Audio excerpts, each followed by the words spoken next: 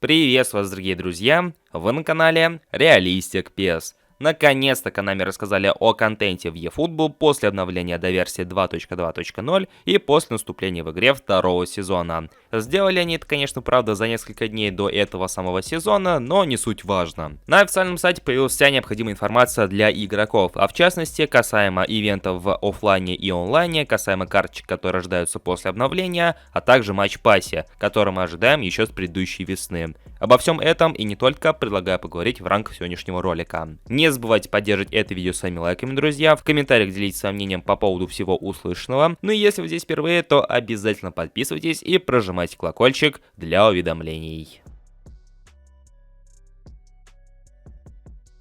Начать стоит с не менее интересной новости, а именно, что обновление до версии 2.2.0 произойдет в среду, а не в четверг, как мы это ожидали. То есть обновленная версия игры станет доступна на день раньше, чем обновится сезон. Будем честны, это не совсем свойственно для Konami, который выпускает все именно в четверг, но это не суть важно. Главная мысль в том, что уже в среду мы сможем заценить, возможно, обновленный геймплей игры, визуальную составляющую и много-много другое, в то время как онлайн пока будет недоступен. Хотя вроде как все офлайн сливы мы уже рассмотрели после французских сливов. Если кто-то не видел этот ролик, то подсказка выглянула в правом верхнем углу. Теперь же приступим к официальной части онлайн-контента после начала второго сезона. Основная идея данного сезона — это, конечно же, национальный фестиваль, который в свою очередь посвящен чемпионату мира в Катаре, и поэтому в офлайне станут доступны сборные для товарищеских матчей. То есть теперь помимо партнерских клубов вы также сможете поиграть и за сборные, но, как отмечают сами Konami, только в рамках ограниченного времени. Как скоро они отберут сборные из офлайн матчей — загадка. К тому же Konami проанонсировали, что также будет доступен отдельный турнир против искусственного интеллекта, как это было в 14 части, где вы сможете взять одну из сборных и сыграть за нее групповой этап, плей-офф и в общем сыграть этакий фейковый чемпионат мира.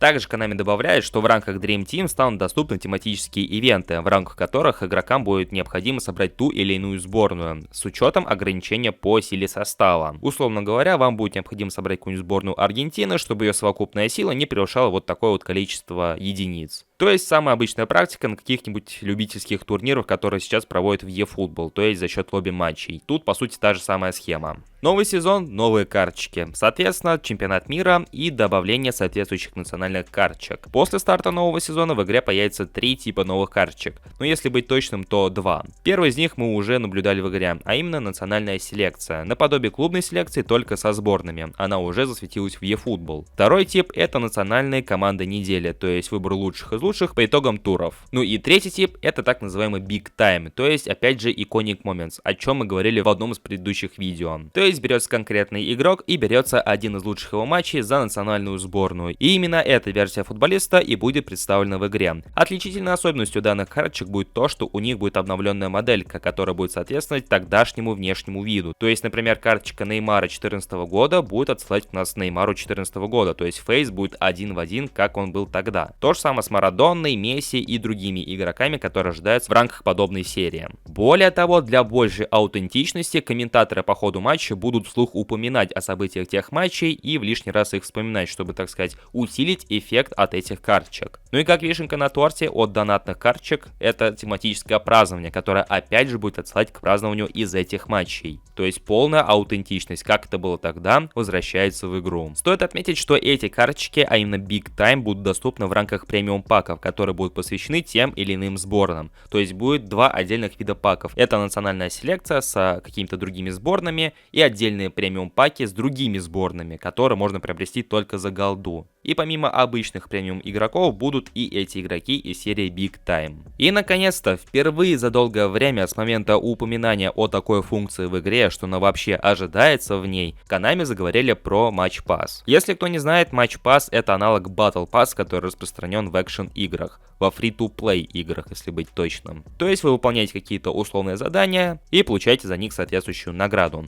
Здесь то же самое. Как описывают сами разработчики, это система вознаграждений, которая позволяет позволяет получить самые разнообразные награды за участие в установленном количестве матчей. Это могут быть номинальные контракты, очки прокачки и многое другое. Если обратиться к примеру, который приложили к Konami в качестве картинки, то также заплатив за Battle Pass, а именно за Match Pass, игроки также будут получать специальные карточки футболистов. Какие именно, пока секрет, но факт остается фактом. Выглядит это очень даже неплохо и скорее всего даже разнообразит игровой процесс в онлайне, но в то же время есть справедливое опасение, что после введения Match Pass в игру возникнет еще больше разрыв между донатными игроками и теми, кто в игру не донатит. Потому что, как упоминают сами Konami, у обладателей платного Match Pass будет возможность приобрести карточки, которых больше нигде не достать, и это будет одной из отличительных черт. Более того, для игроков, которые приобрели Match Pass, чаще будут раздавать те же самые очки прокачки. Это уже, конечно, мелочь по сравнению с теми же карточками, но все же. Лишняя возможность, чтобы развернуться и прокачать пару-тройку лишних игроков, или наоборот, прокачать их по новой, если они где-то ошиблись. Поэтому я скажу так, отчасти интересно нововведение для этой игры, но со знаком плюс-минус, то есть как и положительные моменты, но в потенциале могут быть и много